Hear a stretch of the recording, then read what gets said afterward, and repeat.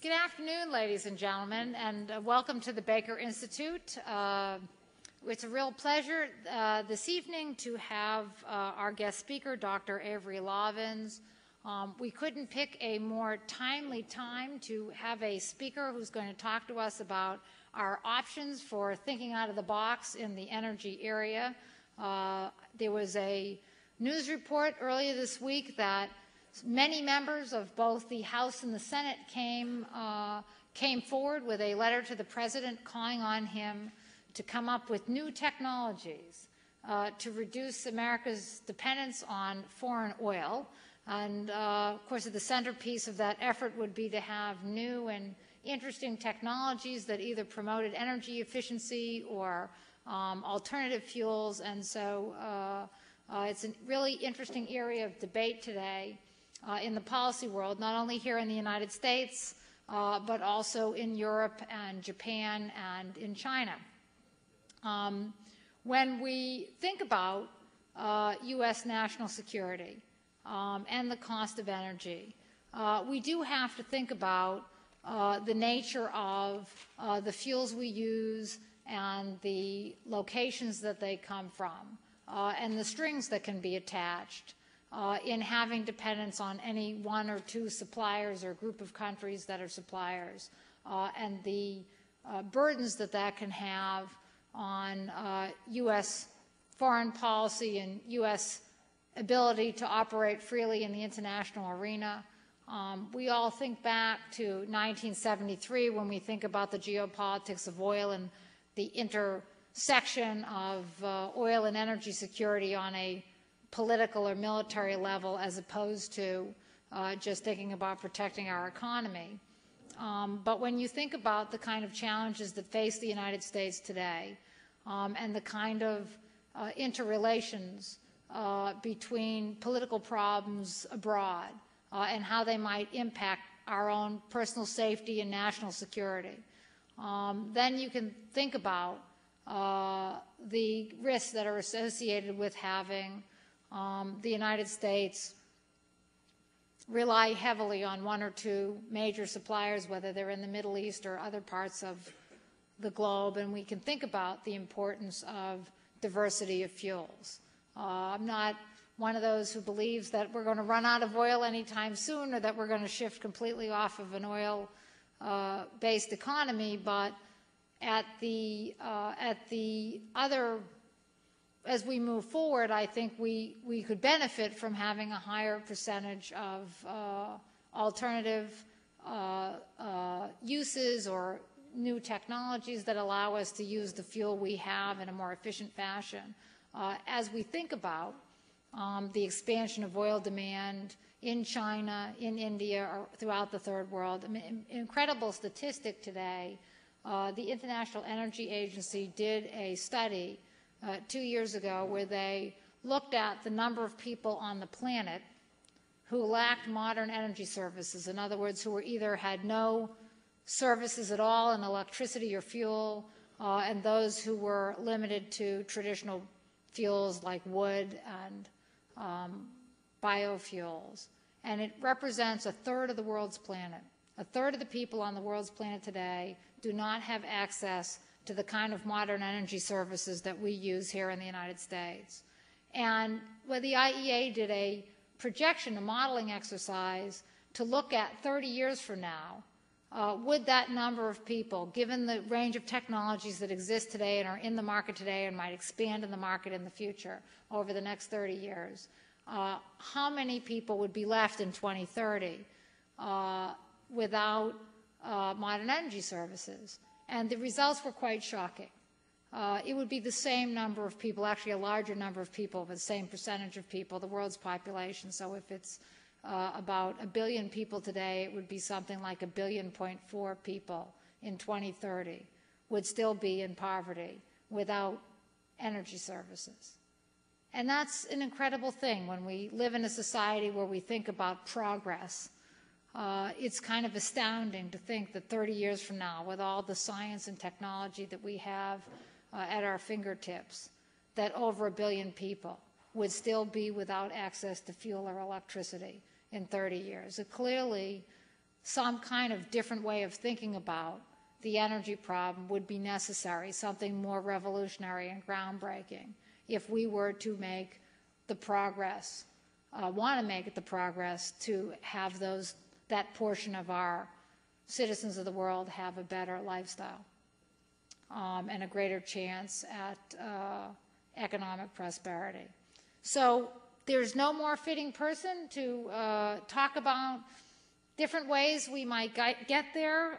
There's a lot of debate now coming into the sort of literary world. We've had a lot of proliferation of books recently on this whole subject of energy and energy security, and are we running out of oil, and what might the future look like in terms of energy technology and energy policy. Dr. Lovins is well qualified to talk on this subject. He is the co-founder and CEO of the Rocky Mountain Institute, which is a very highly respected institute that has taken on some very innovative ways of thinking about the energy problem. He has published 29 books and countless papers, won many, many prizes in science, which are all listed in your program today.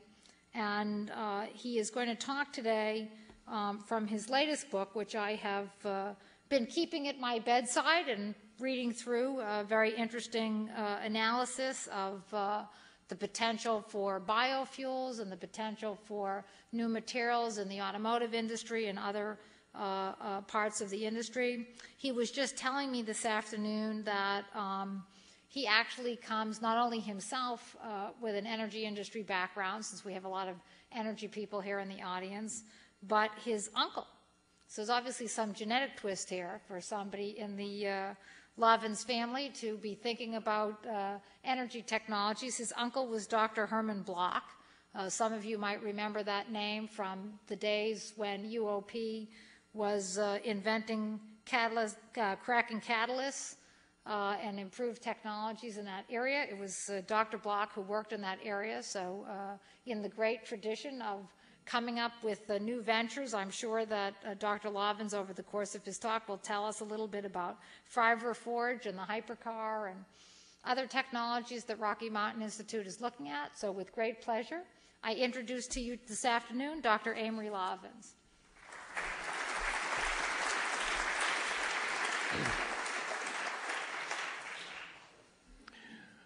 Thank you very much, Amy, and thank you for the pleasure and honor of being here today, and welcome to those on the webcast. I think also a few of you who are well out in angle here might find it helpful, I'm not sure, to move in closer to the middle just because there's a much better image off the screen if you're more front and center. I bring you also greetings from Secretary Baker, whom I saw a few weeks ago in Tokyo. He was sorry he couldn't be here today, but was very happy we were doing this event. The thesis I'll describe is arrestingly simple, that over the next few decades, this country can not just reduce its oil imports, but eliminate its use of oil altogether and rejuvenate its economy profitably, led by business and catalyzed by some science and technology borrowed from the military, which needs it for its own reasons.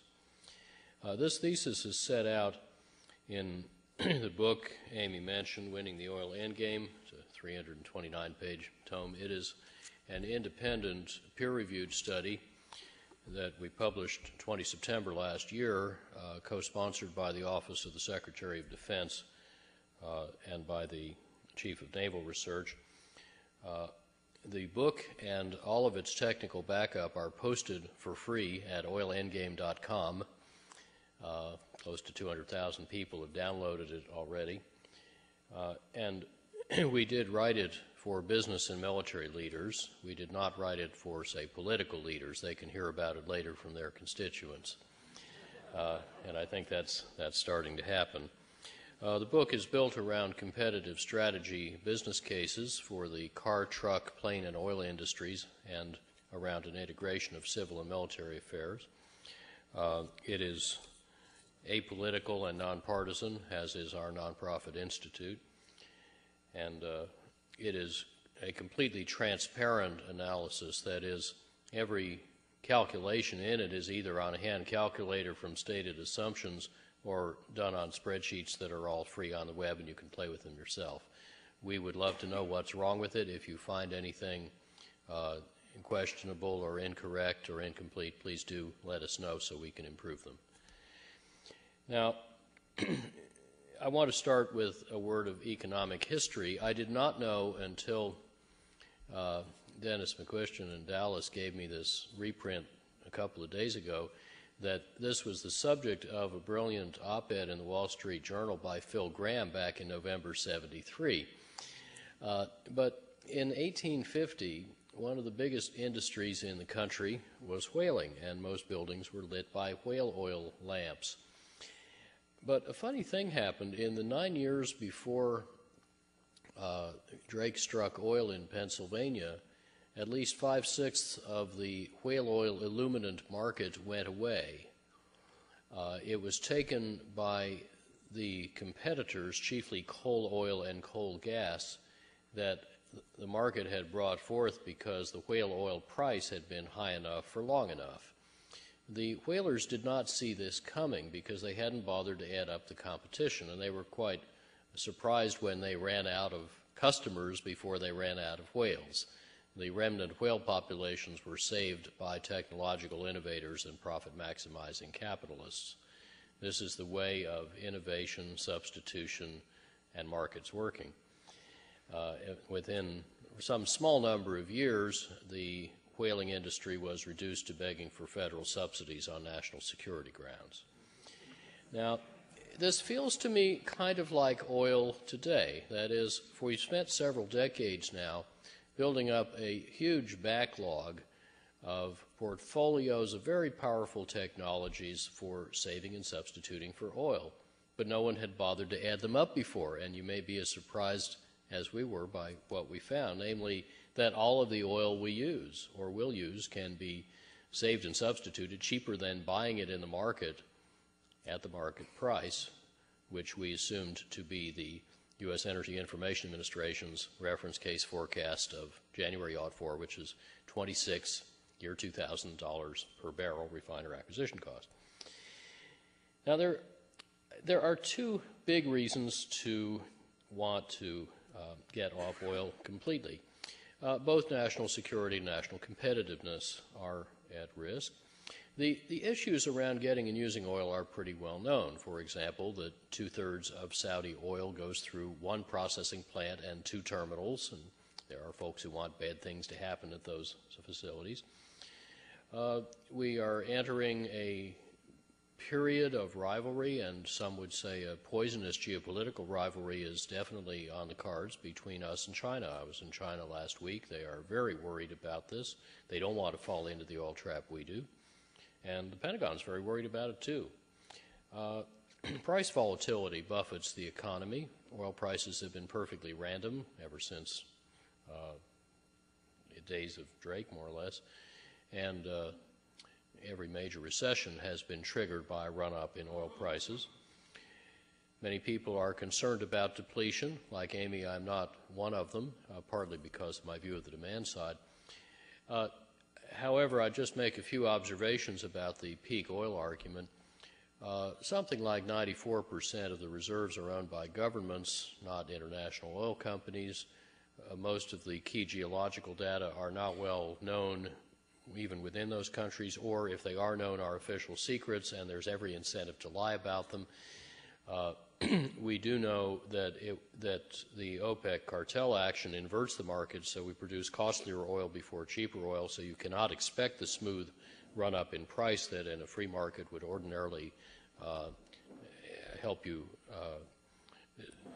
foresee depletion and make the right decisions. We also know logistically it takes several decades to get off oil gracefully just because of capital stock turnovers. And we're likely to see peak oil whenever it happens, or did happen, in the rearview mirror only. But it turns out it doesn't matter who's right about the peak oil argument, because we ought to do the same things anyway to save money. That is, if we actually move beyond oil earlier than we turned out to need to, the worst that can happen is we'll make more profit sooner. That's okay. It's kind of like climate protection, where somehow the idea has gotten around that protecting the climate will be costly. Well, this is news to the many companies that are intelligently behaving as if the U.S. had ratified the Kyoto Protocol, that namely they are increasing their energy productivity like mad. Companies like DuPont and IBM and ST Microelectronics are routinely increasing their energy productivity 6% a year by retrofitting their plants and processes with typically 2-year paybacks, creating a whole lot of shareholder value. Why are they doing that? Well, it's cheaper to save fuel than to buy fuel. So you don't need to even believe in climate change to think that buying efficiency instead of fuel is a very profitable activity. Now, my analysis and my team's assumes that all these externalities are worth nothing. Nothing is not the right number, but we do deal only in private internal cost, even though we call attention to the existence of these unmonetized other costs. But there's another big issue, and that is competitiveness. We're all aware, I think, that the big three are hovering on the edge of junk bond status. They're leveraged to the hilt, 90% or so, and they can only afford one bet each. They placed it, whereas Toyota can bet on everything and has. And it's not just the Japanese and European and Korean competition that's taking 1 or 2 percentage points of market share every year from Detroit. Next comes China, which last June announced that by 2010 it would be a major net exporter of cars.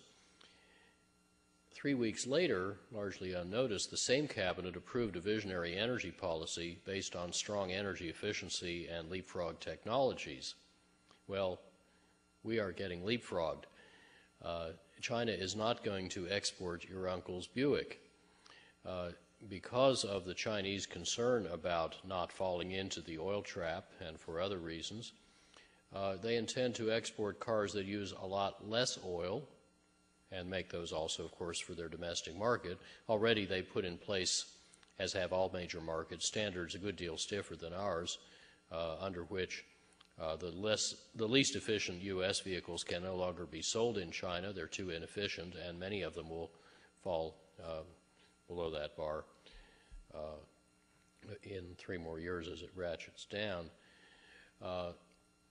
How long will it take, I asked a friend in Detroit, before you come home from Walmart in your new Wally made by Shanghai Automotive, a car using much less oil and ultimately no oil? You know, the Chinese are already the world leader in lithium-ion batteries. They intend to become the world leader in fuel cells.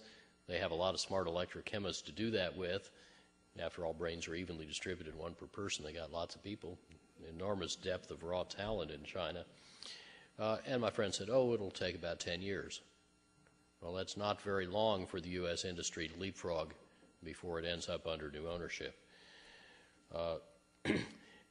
So how do we avoid these problems, whatever you think they're worth, and, by the way, make money on the deal?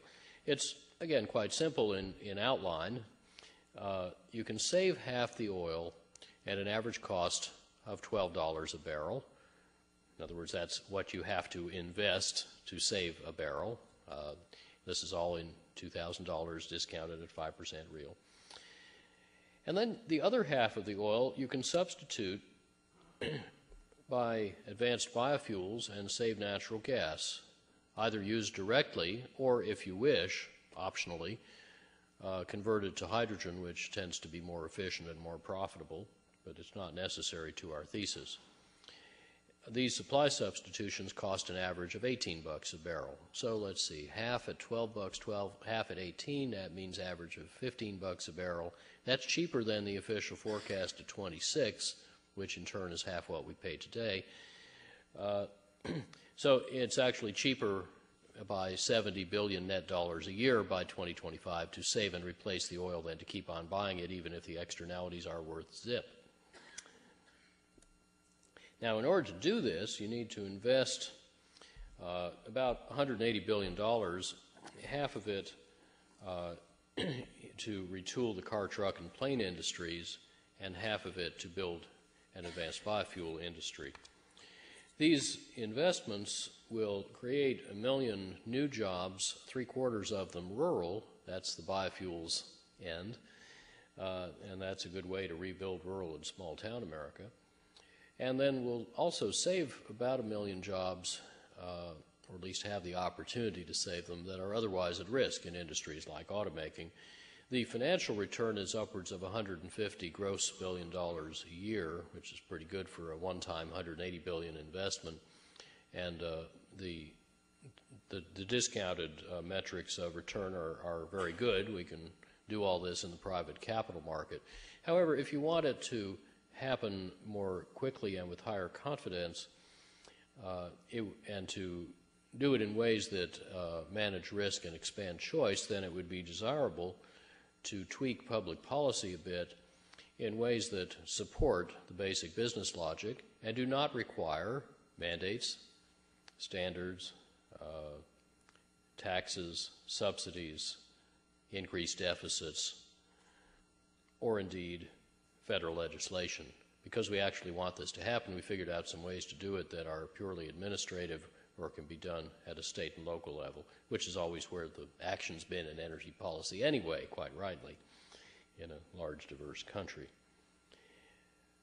Now, the politics are becoming quite interesting, as Amy mentioned. You may have seen a few days ago in the Wall Street Journal, 28 March, that 26 prominent neocons and national security hawks have written the president calling for dramatic leadership on reducing or eliminating oil dependence.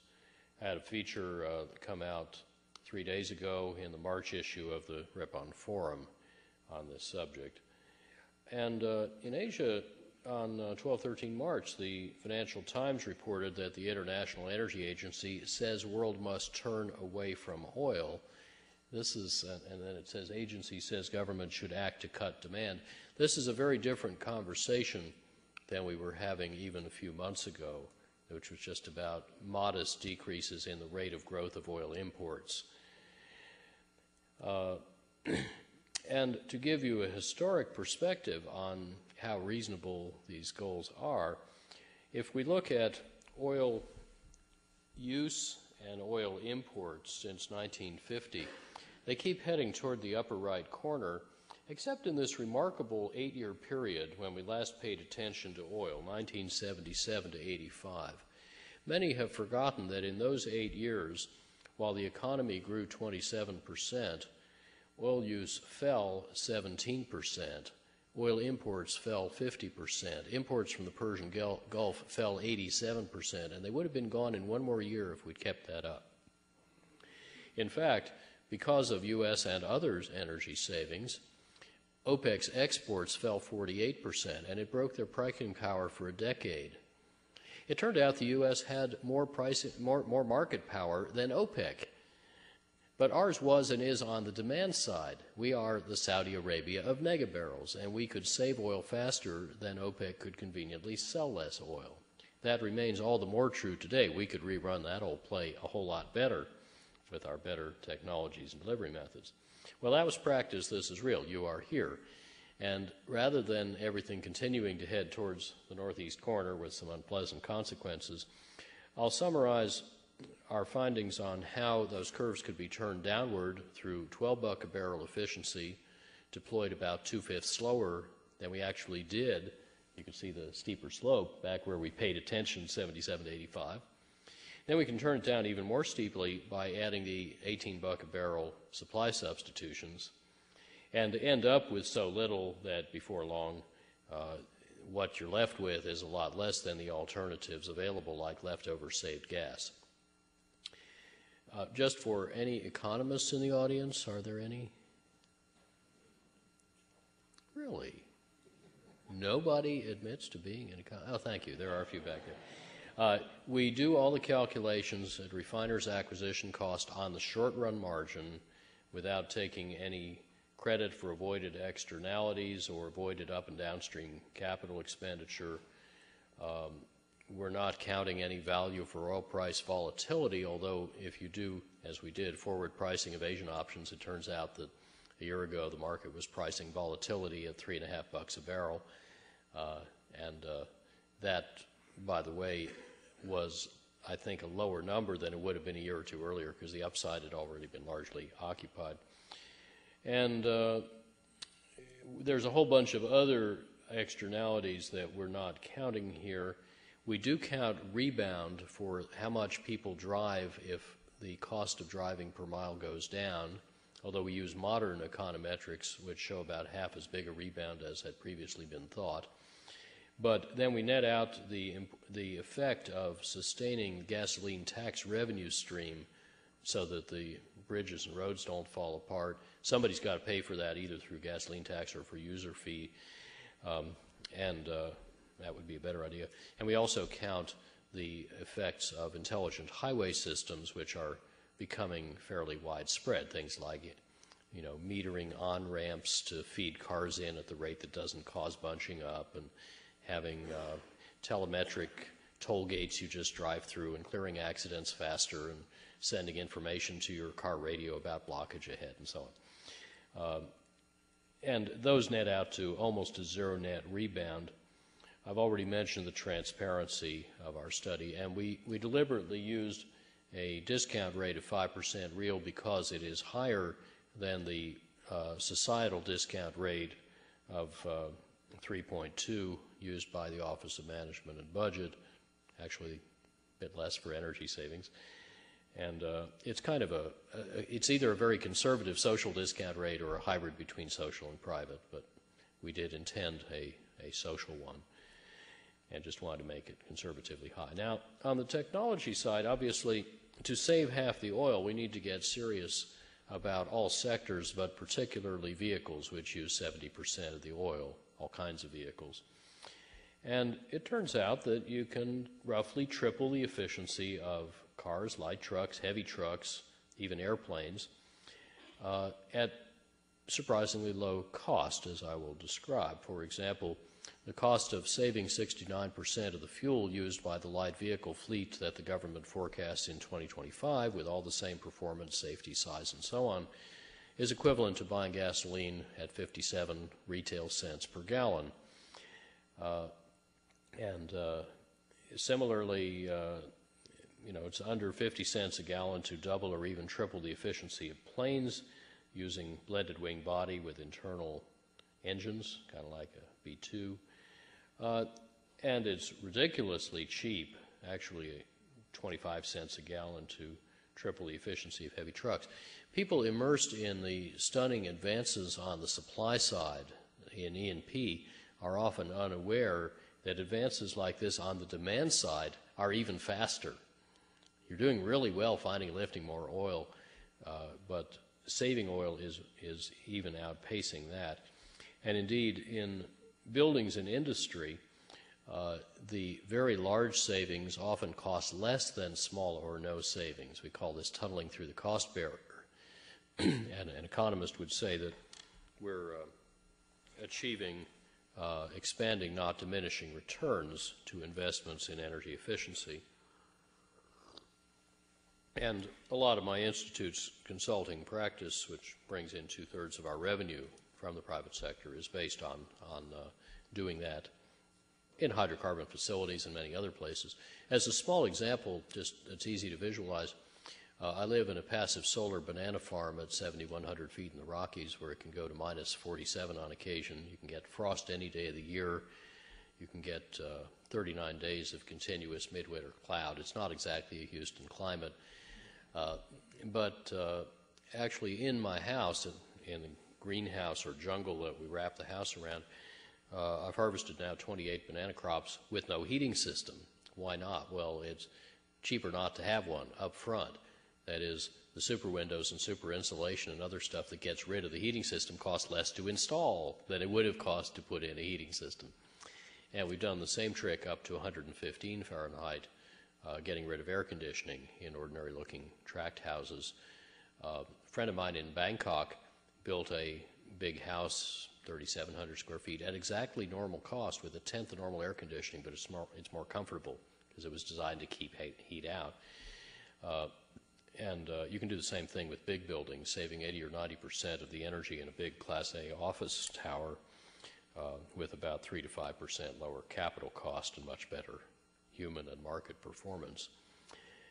That's a whole other conversation. If you want to know how to do it, go to natcap.org and read our 1999 business book, Natural Capitalism. But let's focus here on cars, and how do you apply the same mentality of design to create abundance? How do you apply that to vehicular design? I think, first of all, by jettisoning the assumption that's widespread in Detroit and Washington that efficient cars have to be squinchy, sluggish, unsafe, unaffordable, unattractive, and then the only argument is about how do you want the government to intervene to get people to buy such compromised vehicles anyway? Should it be CAFE standards or gasoline taxes? Well, that's been gridlocked for 20-odd years. I think it's nicer to talk about, how can we make cars super efficient as a byproduct of breakthrough engineering that makes the car better? And you buy it because it's just a superior product that redefines your market expectations. Do any of you still buy vinyl phonograph records? Any antiquarians in the crowd? Well, I think we all buy digital media because it's a better product. And we can do the same thing, really, for cars and do an end run around the policy gridlock. And then all that the automakers would have to worry about is whether they make cars better and cheaper than their competitors, rather than having their business depend on random variables they can't control, like oil prices and public policy. Now, to understand how to do this, you have to start with the physics of cars. A typical car only delivers 1/8 of its fuel energy to the wheels. The other 7/8 is wasted en route to the wheels in the engine, idling, drivetrain, and accessories. Of the 1/8 of the fuel energy that reaches the wheels, half is lost heating the air that the car pushes aside or heating the tires and road. And only this last aqua bit on the left, 6% of the original fuel energy, actually accelerates the car and then heats the brakes when you stop. But 95% of the mass you're accelerating is the car, not the driver, so less than 1% of the fuel energy ends up moving the driver. This is not very gratifying after well over a century of devoted engineering effort. Moreover, 3/4 of the fuel that your car uses is caused by its weight, and you can see from the diagram that every unit of fuel that we can save at the wheels by making the physics of the car better will save another 7 units of fuel we don't need to waste getting that energy to the wheels. So obviously there's huge leverage in making the car a lot lighter, which makes you wonder, gee, if you make it lighter, what happens if you're whacked by a heavy car, and can you afford to make it lighter? Well, there are really 3 ways to do that, and the one the automakers had looked at a lot and not found very attractive at American gasoline prices is light metals, aluminum, magnesium, even titanium. Meanwhile, the steel industry, though, has not been resting on its laurels. 60% of the steels in GM products today were not on the market 10 years ago, and the steel industry worldwide, working with Porsche Engineering, has shown that you can make a family sedan with doubled efficiency out of lightweight steels with better safety and at no extra cost. That's a very good competitor. And actually the strongest and lightest material is carbon composites, a thermoset or thermoplastic resin reinforced with ultra-strong light carbon fibers. How many of you use sporting goods with carbon fiber? I think it's pretty widespread. There's over 13 million pounds a year of that stuff. Here's a very expensive handmade car that Mercedes-Benz sells, calls an SLR McLaren, that was T-boned by a VW Golf. The Golf was totaled. All that happened to the McLaren was a side panel was popped off, and they'll pop it back on and fix the scratch later. More interesting, though, if you look in the front end of the McLaren behind those headlights, there's a couple of 2-foot-long woven carbon fiber conical shells weighing a total of 15 pounds. And those can absorb the entire crash energy of that, I think it's 3,800-pound car hitting a wall at 66 miles an hour.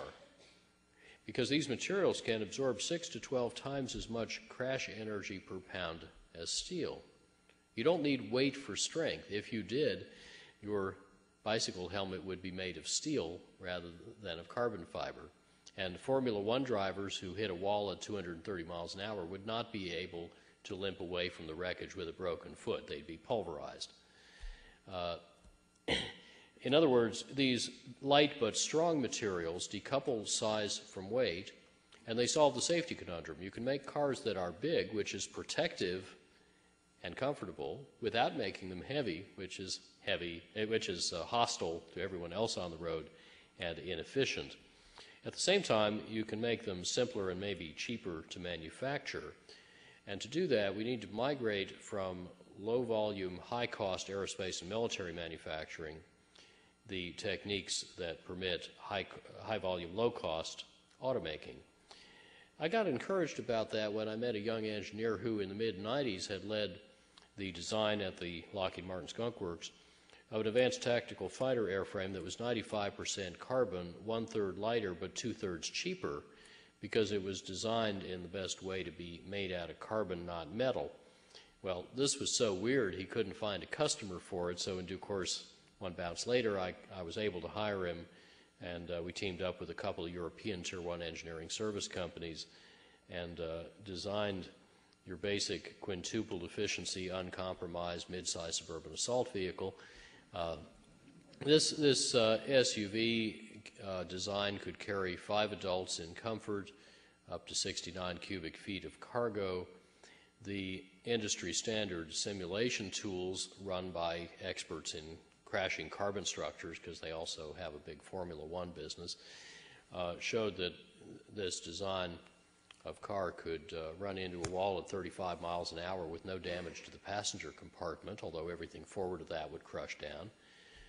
Or it could run head-on into a steel SUV twice its weight, each going at 30 miles an hour, 60 combined, and still protect you from serious injury. I don't know any car on the road now that can do that. 0 to 60 in 8.2 seconds. Later we cut it to 7.1. Can haul half a ton up a 44% grade. With a gasoline hybrid powertrain like today's Toyota Prius, it would get about 66 miles a gallon, or with a hydrogen fuel cell, about 100 odd.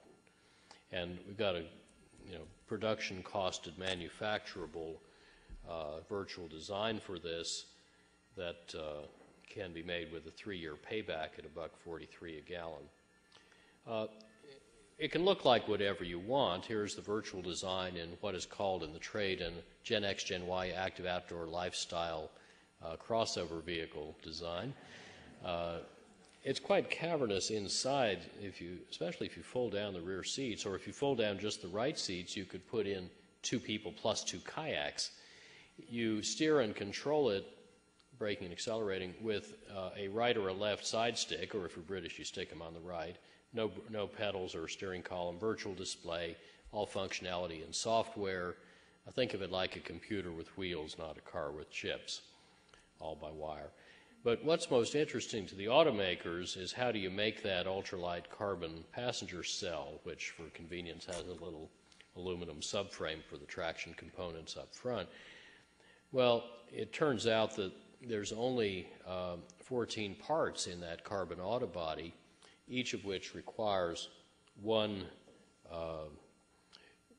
low-pressure die set. A normal car body made of steel has 100 or 200 parts, each requiring an average of 4 very expensive progressive steel stamping die sets.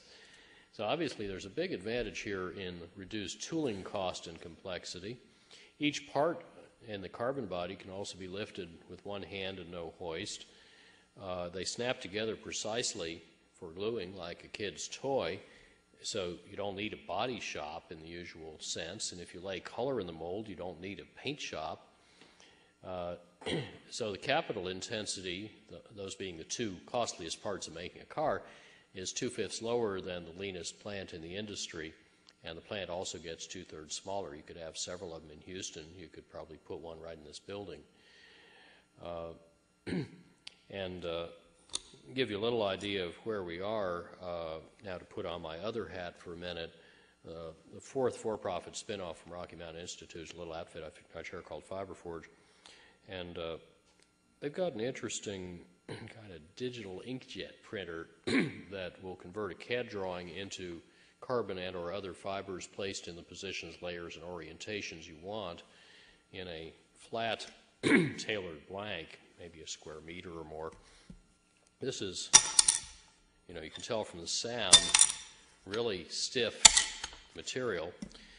And then because it's 40% nylon, 60% carbon, if you put it on a hot die, you can then thermoform it to the net shape you want, and even some quite difficult shapes. So you end up actually getting about 80% of the performance of hand layup aerospace composites at about 20% of the cost when you scale up to volume in a mature process. And that's enough to beat aluminum in cost per part.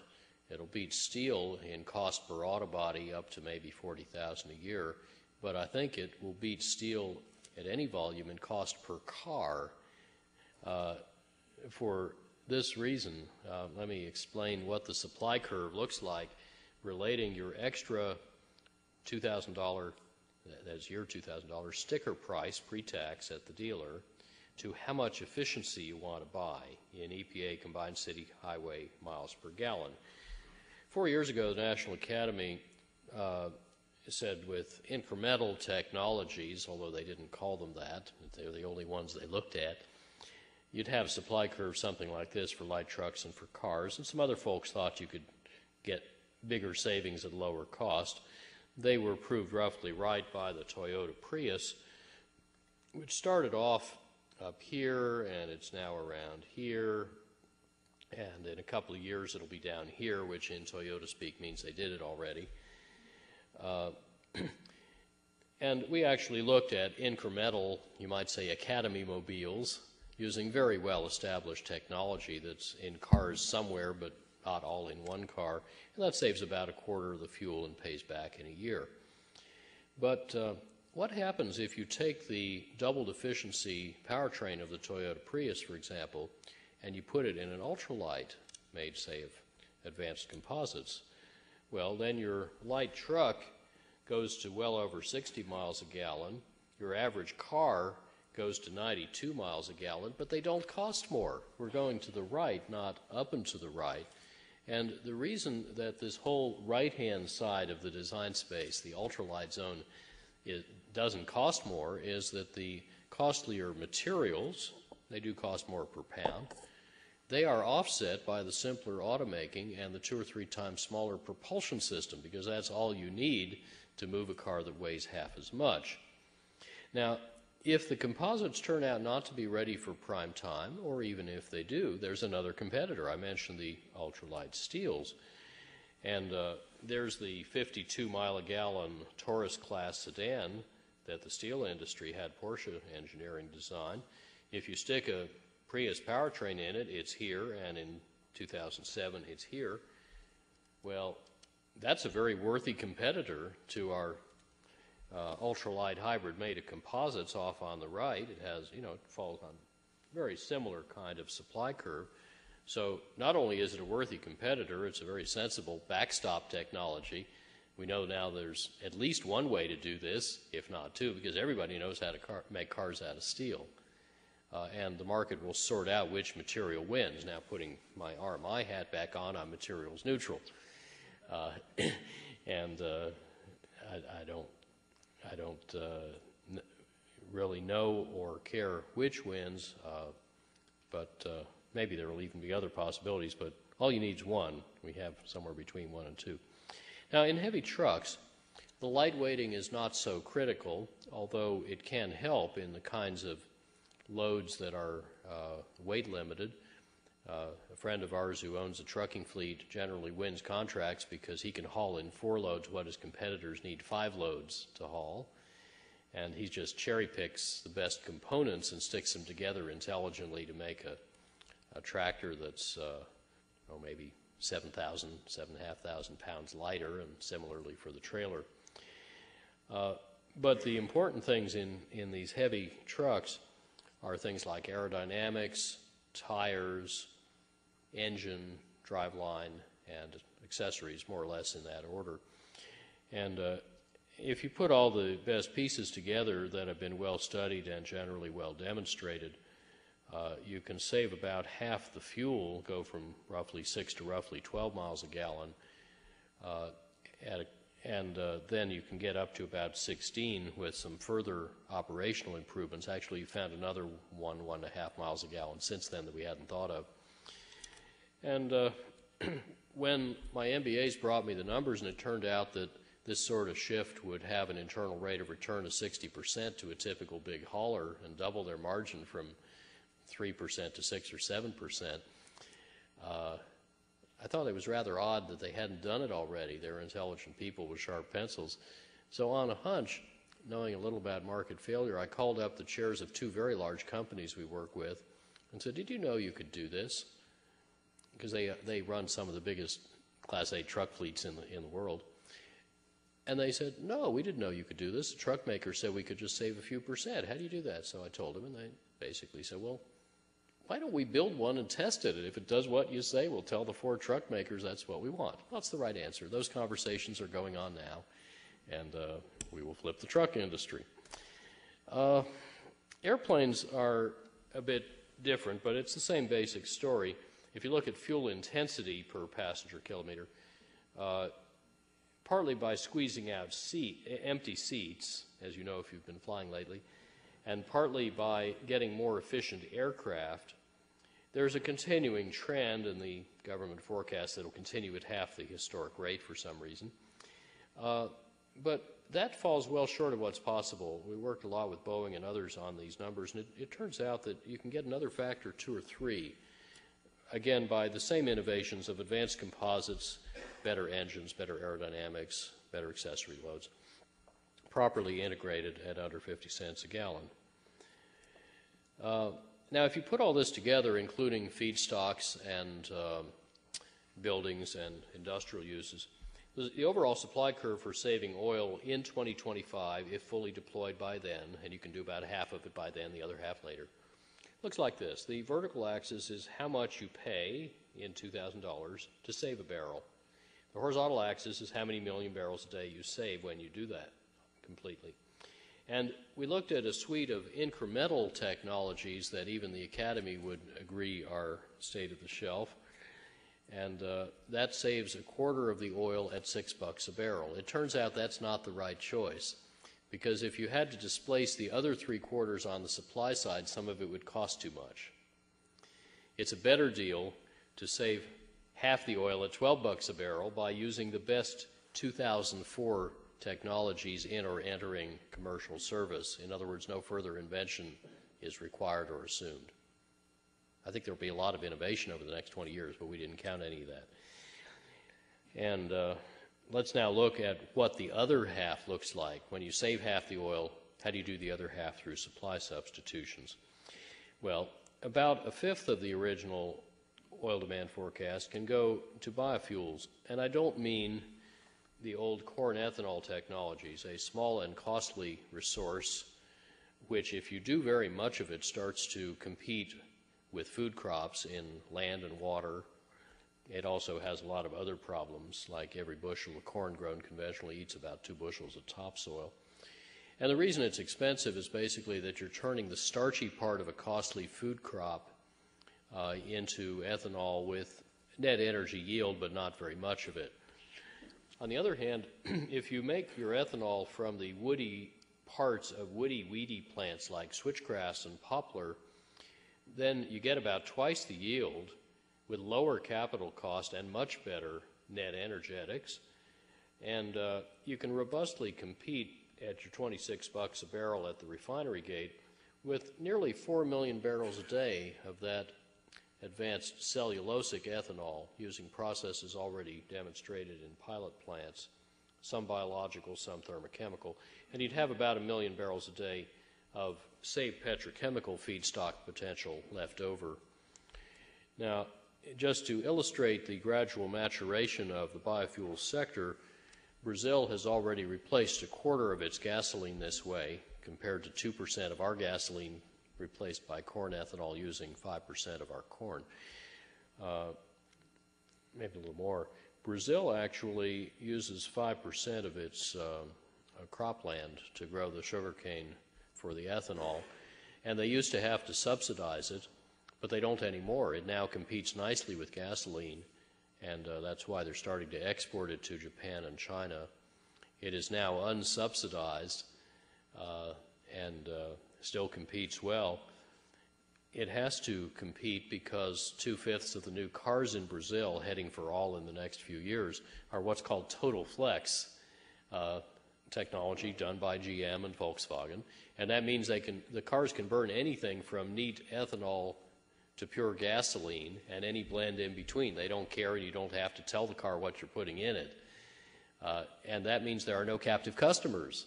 So of course the ethanol has to compete, and it does. The initial subsidies have been recovered 50 times over already from the oil savings. Now, Brazil would love to export ethanol to the United States, but can't because we have I think, 54-cent a gallon tariff to protect our corn farmers.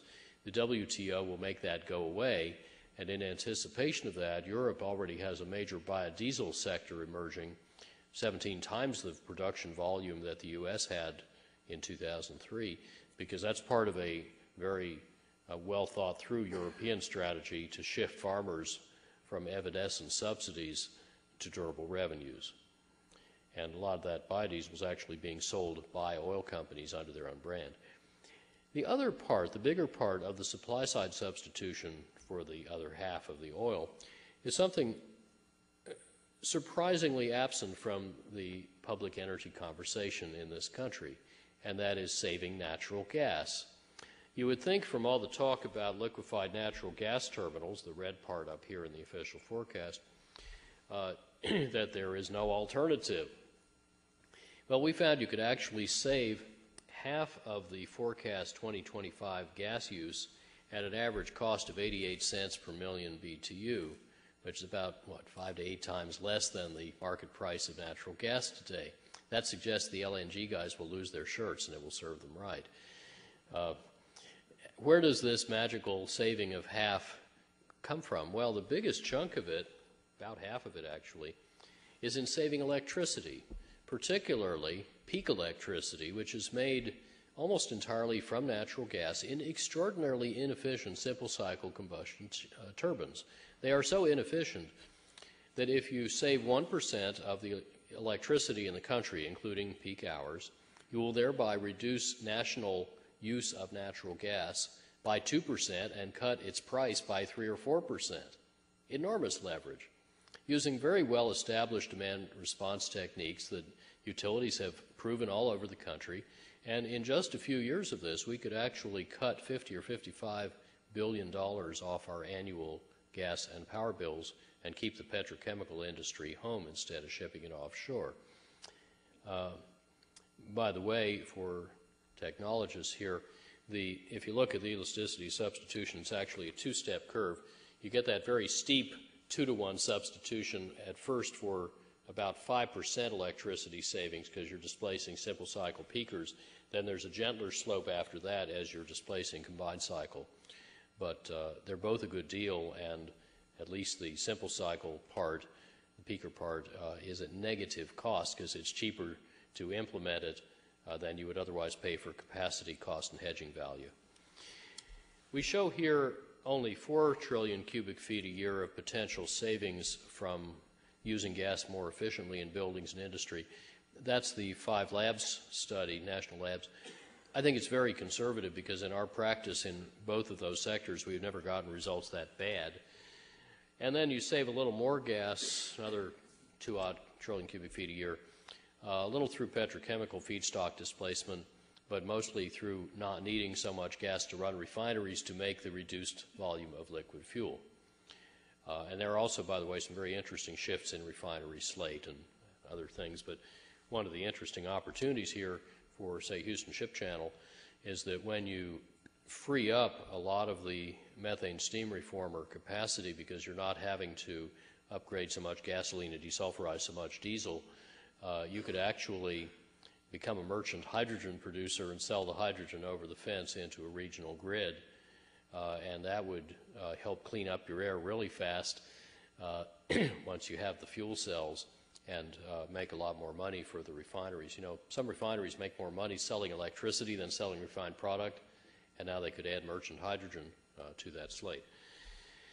Anyway, you get about 10, 12, 15, depending on how you count it, trillion cubic feet a year freed up to substitute for oil. And here's how the supply-demand integration comes together. Rather than needing the forecast 28 million barrels a day of petroleum products in 2025, we could cut about 8 off that by efficiency already implemented by then, with another 7 still to come as we turn over the vehicle stocks, at an average cost of $12 a barrel, leaving a net demand in 2025 of 20 instead of 28 million barrels a day, of which about 6 goes to biofuels and biomaterials. Almost 2 is the no-brainer substitutions of some of the saved gas that you would want to do anyway, regardless of burner tip relative price. Almost 8 of forecast domestic oil output from areas already permitted as of January '04, leaving a balance of 5 to get from someplace else. And there's a lot of places to do that. Maybe we should buy more efficiency. Maybe we should buy more than $12 average cost to replace $26 oil, or wait a little longer and get the rest of it. Or we could continue, of course, to import oil from Canada and Mexico, or since we'll be having no more tariffs to keep out Brazilian ethanol by then, that'll be competing. Or, of course, there's the rest of the saved natural gas. We've only used a modest part of it so far.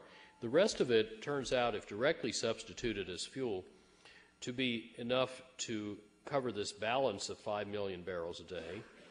Or, if you choose to make it into hydrogen to make more money, that's so efficiently usable it can displace the domestic oil output as well, thus meeting all of our 2025 needs before we even get the extra 7 million barrels a day of efficiency just from domestic hydrocarbon resources. And notice those aren't all the resources we have. I'm not counting coal hydrogen, which could be a very good way to do it with carbon sequestration.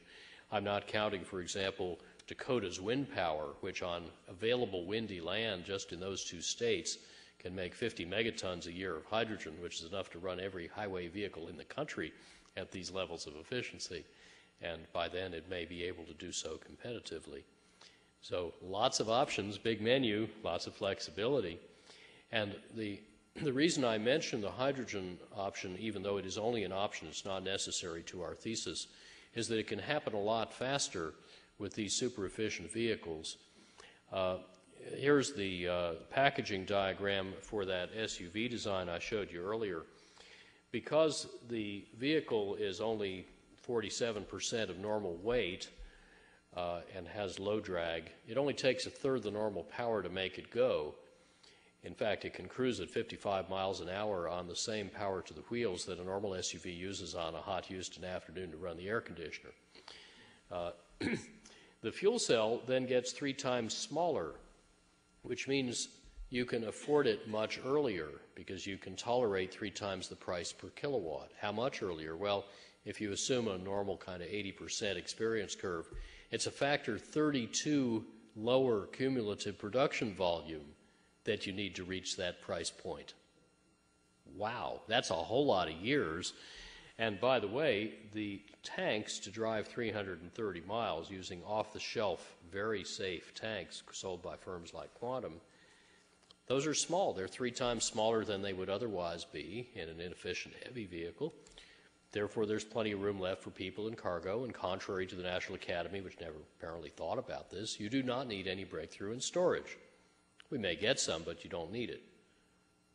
So with vehicles that are ready for the hydrogen, properly integrated with deployment of fuel cells in stationary uses for ultra-reliable combined heat and power, you can actually integrate those 2, as we showed 6 years ago, so the hydrogen transition becomes profitable at each step starting now. Each sector makes the other happen faster, and you get at least a 10% real return that's self-financing. I hasten to add that unless you have very efficient vehicles, there is not a robust business case for running them on hydrogen. But if you do, then there is. Hydrogen needs super efficient cars a lot more than super efficient cars need hydrogen. If you want to know more about this, go to rmi.org, please, and look at library, then energy, and then a industry standard white paper from a couple of years ago called 20 Hydrogen Myths. Now, Detroit has problems. Its only profitable sector, other than a handful of luxury vehicles, is under direct frontal assault. It's losing 1 or 2 percentage points market share a year.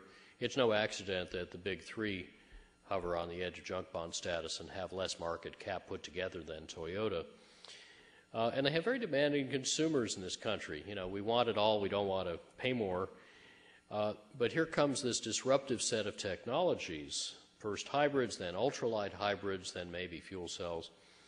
And it's not clear yet whether these companies, full of very talented engineers, will succumb to Schumpeterian gales of creative destruction, or whether they can turn management into leadership and leapfrog before the Chinese do it to them. And then the Indians after that, who have moved up a Korean-style quality curve so fast that last year they were exporting cars to Britain under the MG Rover badge.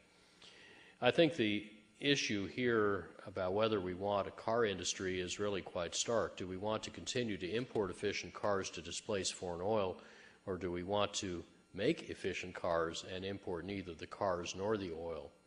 I find it hard to believe that the U.S. auto industry is going to make inefficient cars for the home market and efficient cars for everyone else, which is what their standards require. This does not compute in a global industry. On the other hand, we have the good example of Boeing, which has made a big bet, and I think a smart bet, with the Dreamliner against Airbus's Super Jumbo. They're betting not just that oil prices will remain relatively high and volatile, but also that the business model will change, is changing, and that the point-to-point discounters will beat the legacy fortress hub monopolists who sit on gates and slots. And I think the market has already called this race. Southwest, for example, a profitable airline, which is a real rarity. I mean, this industry collectively, great industry, bad business, it has not made money since the Wright brothers. And as somebody remarked, if they were in business today, Wilbur would have to fire Orville to cut costs. But Southwest has 10 or 12 times less revenue and less market share than the big six legacy airlines put together, and yet it has almost 3 times their collective market cap. Moreover, not many people have noticed this yet, the Boeing Dreamliner is flexible. It can scale up or down in size according to market conditions and segments. I don't think the A380 from Airbus can do that. It can't get bigger because it's at the landing gear limit, and if it gets smaller, it kills the economics. Oops. Now, oil companies have their own creative destruction challenge and opportunity. In the front of our book, you'll find a frontispiece by many leaders of the oil and car industry saying we are already entering the oil endgame and the beginning of the hydrogen era. And I think oil is likely to become uncompetitive even at low prices before it becomes unavailable even at high prices. In other words, it's the whale oil story all over again. Or as Giacometti and others have famously remarked, the Stone Age did not end because the world ran out of stones, and the oil age will not end because the world runs out of oil. If, of course, Matt Simmons and Dr. DeFi and Dr. Campbell and other pretty noted commentators are right about peak oil, then price gets higher and it makes this implementation easier by retaining our attention, and that's okay too, but I don't want to hope that that will be true, and I don't care whether it's true. We ought to do the same thing anyway, just to make money. There are, of course, for oil companies, the kinds of transitional products that are being pioneered in the European biodiesel market, and there are good arguments for changing the whole business model so that gallons become a cost to providing the service the customer wants, and the more you cut that cost by making the service delivery more efficient with better cars and so on, the more money you and the customer both make. Aligning your interests with what your customers want is generally a good idea. This is what, in natural capitalism, we call the solutions economy business model.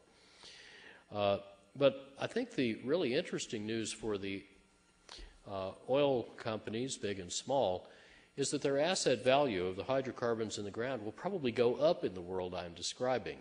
Even if they don't sell the oil to someone else or later in a different form, it will probably become more valuable per barrel.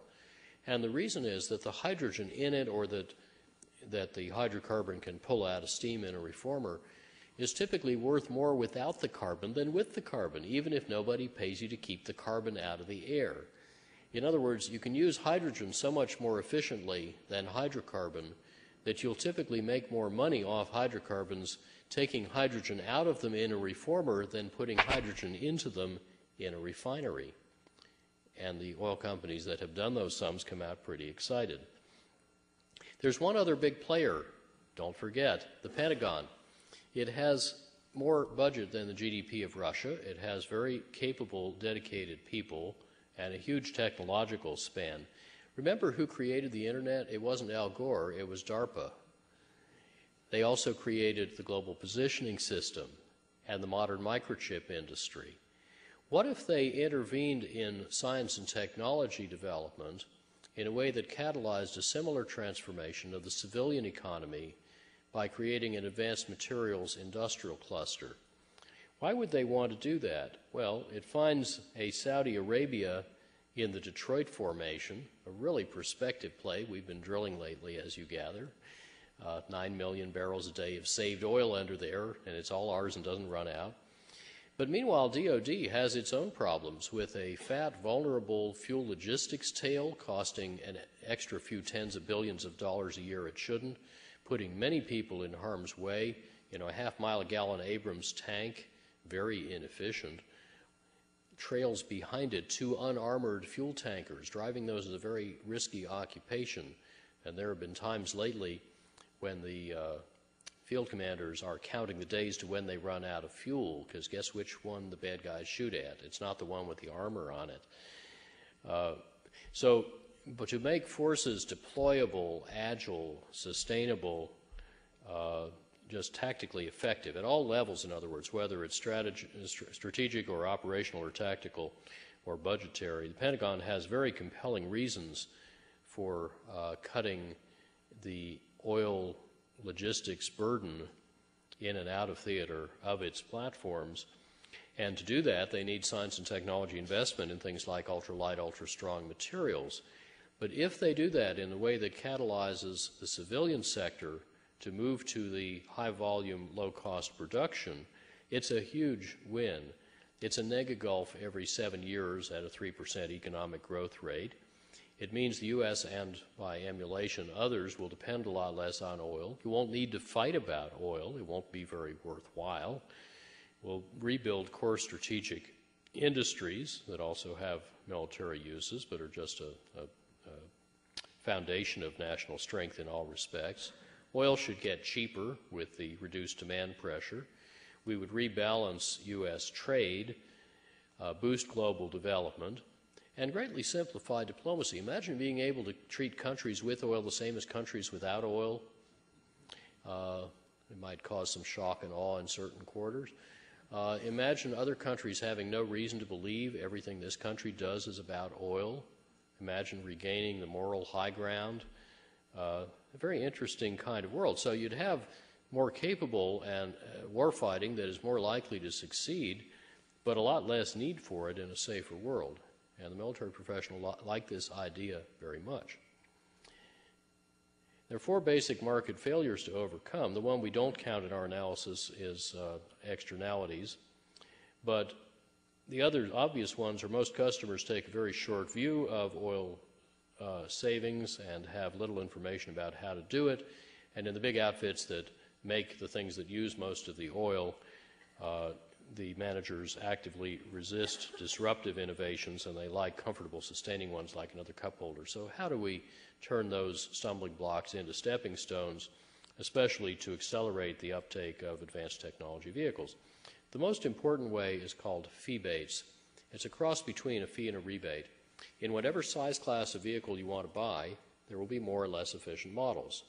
So let's charge a corresponding fee on the less efficient ones according to how inefficient they are, and use that revenue within the same size class to pay a rebate to buyers of the more efficient ones to widen the price spread.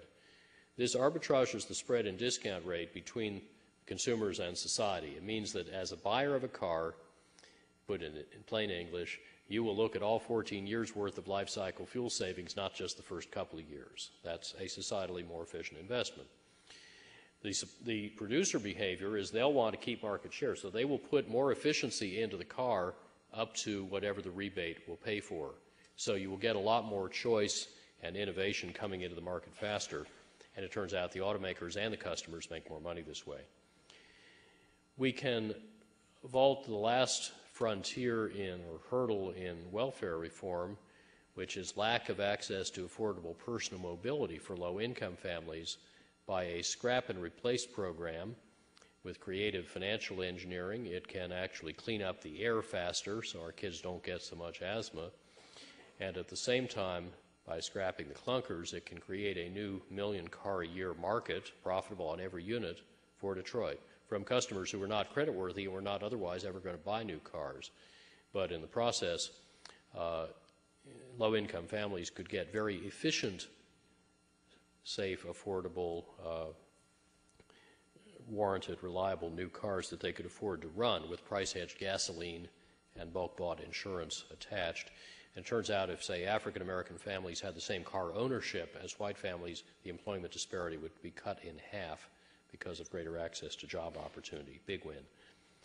Governments buy a lot of light vehicles. Let's buy them in a smart way that speeds innovation in the market and pulls more in with mechanisms like golden carrots and platinum carrots, which is an X Prize-like, say, billion-dollar award to the U.S. automaker that first brings a couple of 100,000 super efficient, say, SUVs to market. That gets the juices going. We pay them for R&D anyway. Let's do it competitively.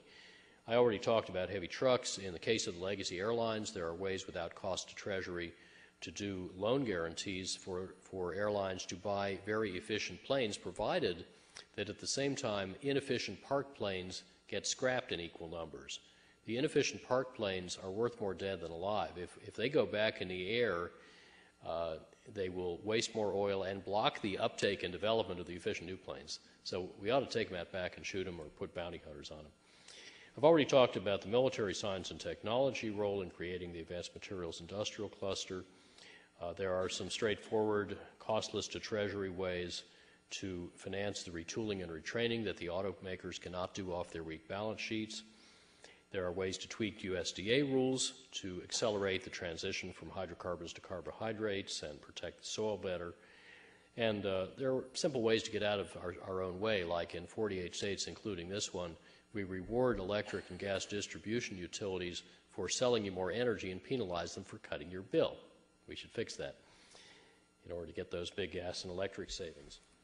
Now, I'm going to skip over some policy simulations. We can go to them in discussion if you like. And let me just skip to here. I'm just about over. The light vehicles stock would shift rapidly in our policy scenario from today's inefficient cars. Note the official forecast says they'll spend 20 more years getting half a mile a gallon better than they were in 1987. And we'll skip over the incrementally improved Academy mobiles and, starting 2010, introduce and rapidly take off with ultralight hybrids, saving almost $400 billion and saturating the market quickly. Now, big changes like this have happened before. It took the automakers in the 20s 6 years to switch from wood to steel autobodies.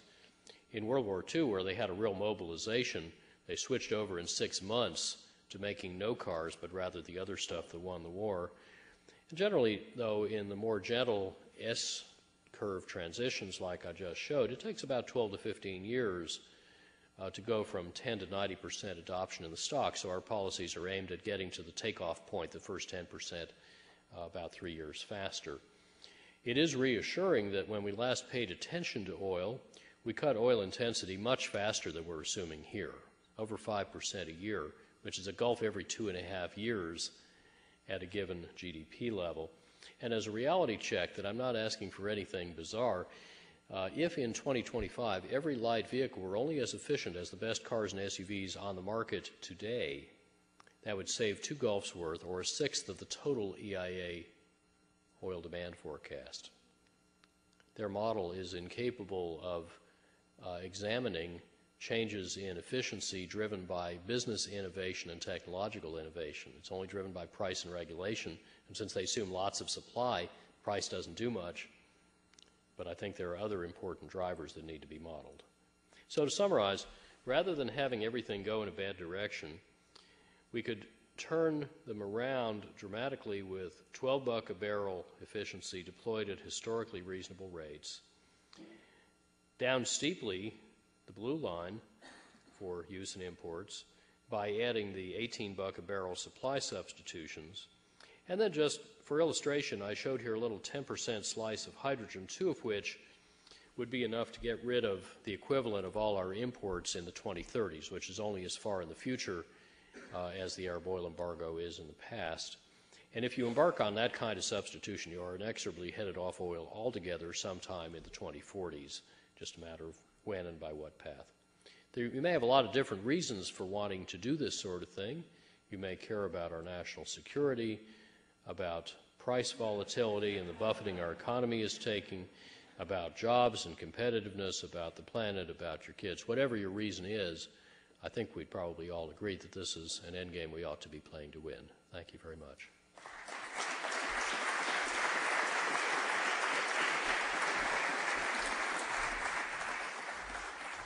Well, I'd like to thank Dr. Lovins for a very interesting presentation. We've collected up a few questions from the audience, and there'll be someone coming around. We only have a few minutes for questions, and then afterwards, Dr. Lovins will go back to the table in the back of the room, and you can buy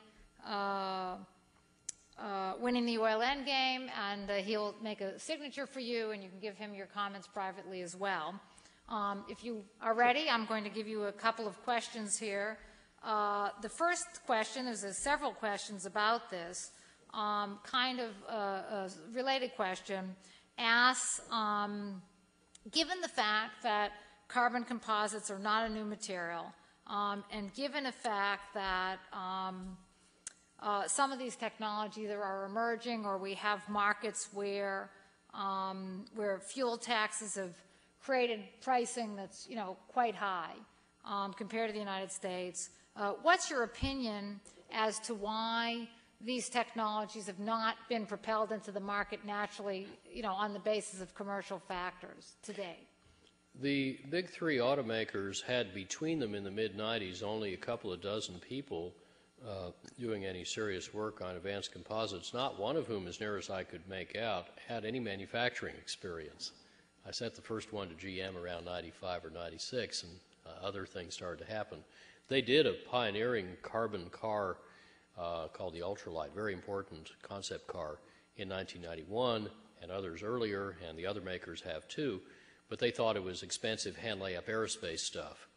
Of course you don't make cars that way, and yet it's only in 2003 that automakers came to us and said, okay, now we understand why we need to make cars out of carbon, but we don't know how to do it affordably. If you guys have cracked that code, we're really interested. Can you make us some parts? So in mid-03, we stood up a lab in Glenwood Springs, Colorado at FiberForge to make them some parts. This is one of the very first ones we tried, and it worked right out of the box. And soon the process was validated, and by January this year, there was a part on a Tier 1 private booth at the Detroit Auto Show, and we're now selling samples and small pilot runs to 5 or 6 automakers and Tier 1 suppliers. But it's all come up that recently. Now, others are working on other processes. BMW have their own. They got 60 people perfecting it. They bought the world's biggest RTM press, probably not for amusement. Honda and Toyota are in the carbon airplane business. Why do you suppose they would want to do that? and put their best car innovators in charge of it. Well, maybe to migrate the technology back to cars. So there's lots of competition coming, but the notion that you could actually make cost-effective advanced composites at automotive speed and cost is quite a new one, only validated the last year or so. A lot of interest, as you would imagine, but historically it wasn't the way they were going, and they just assumed, hand layup aerospace grade pre-preg, $200 a pound, not worth a serious look at. That's why they didn't find out that there are other ways to do it until just now. Okay, the next question is a less skeptical viewer of your talk, and they ask, if the scenario you have described comes to pass, what would you advise the ExxonMobil BPs of this world whose bread and butter business comes from the oil and gas sales? We do advise a number of oil majors, and they pay us for our advice.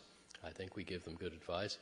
And at a rather high level of abstraction, Andy Grove got it right when he said that fortunes are made or lost at the inflection point between the old and new way of doing things, when the kind of laminar flow of the river breaks into turbulence. There are a number of metaphors you can use for this kind of tipping point and onslaught of disruptive technologies.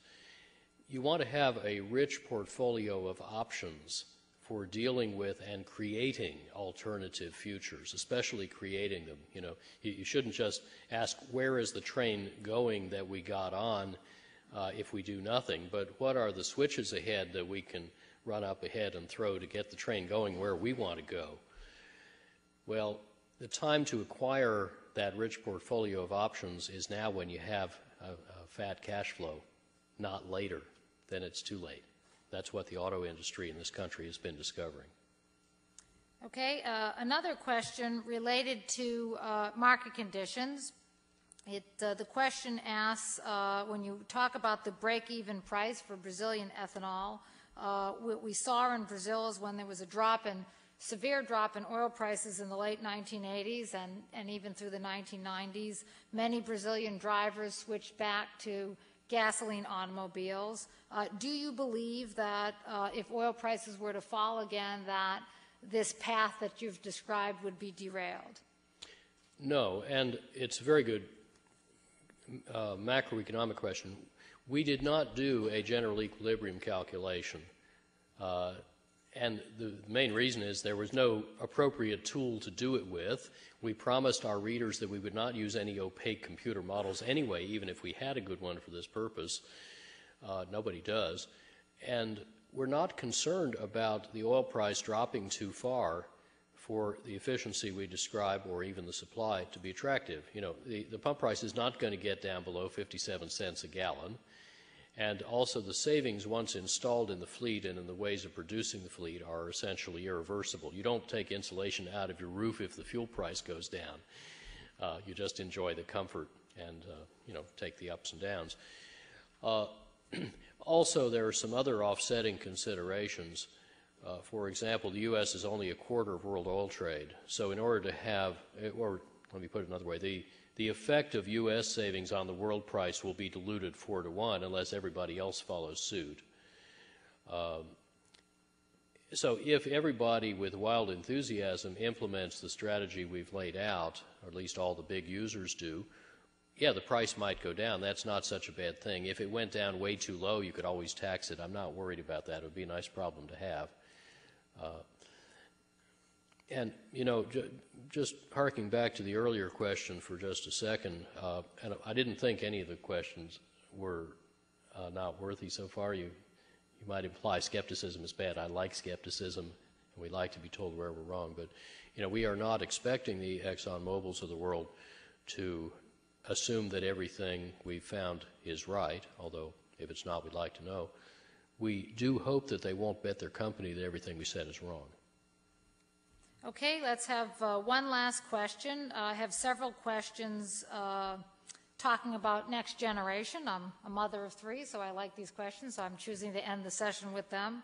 I'll read you 2 sample questions, and you can sort of try to integrate the answer. It says, if you had kids in high school, what would you advise them to study now? And the second Chinese.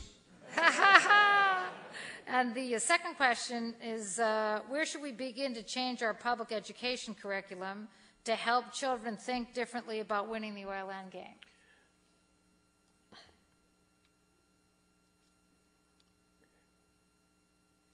I dropped out of 2 great universities because they wanted me to specialize too much. In the case of Harvard or in the case of Oxford, they wouldn't let me do a doctorate in energy in '71, 2 years before the embargo. They said, energy? You know, what's that? Not an academic subject. We have a chair in it, pick a real subject. They now have a chair in it. So you may gather I'm not terribly enthusiastic about curriculum. It implies by stovepiping knowledge that it's okay to learn some parts well and others defectively, and they're not related to each other. And I always had a problem with that from grade school onwards. That said, I think we need to get a lot better at 4 areas in particular. Understanding the rest of the world, languages and cultures and so on. The comment about Chinese was not an idle one. I'm trying to learn a bit of Mandarin now, just a little late, 57. Second, biology. We are extremely bad at teaching that and getting worse. Our mullahs don't think it's a good idea to learn biology. And people who don't understand biology don't know how the world works. The biotech industry has come seriously unstuck because almost all of its leadership has never studied ecology or evolutionary biology and therefore tries to do things that won't work.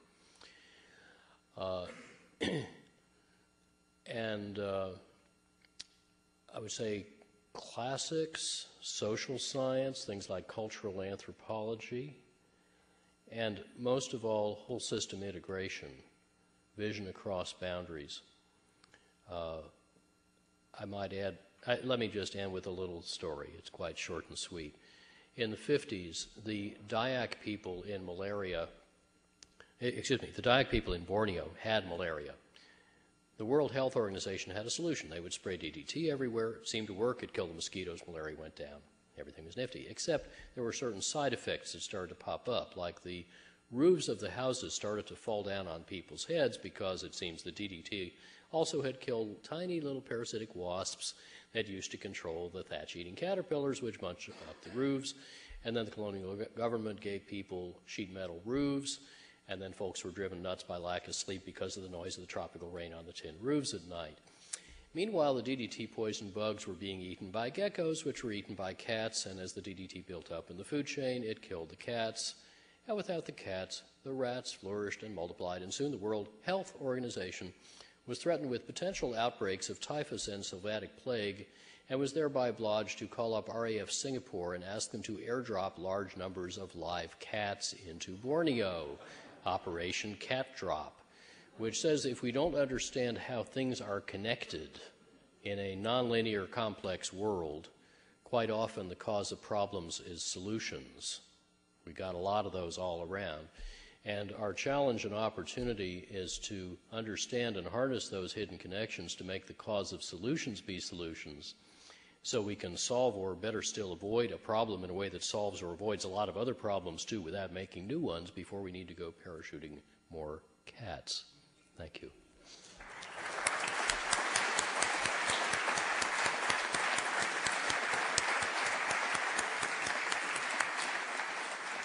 Well, thank you very much, and thank you for joining us this evening. Dr. Lovins will be at the back of the room with his books. If you have an interest in buying a copy and having him sign it, please take part.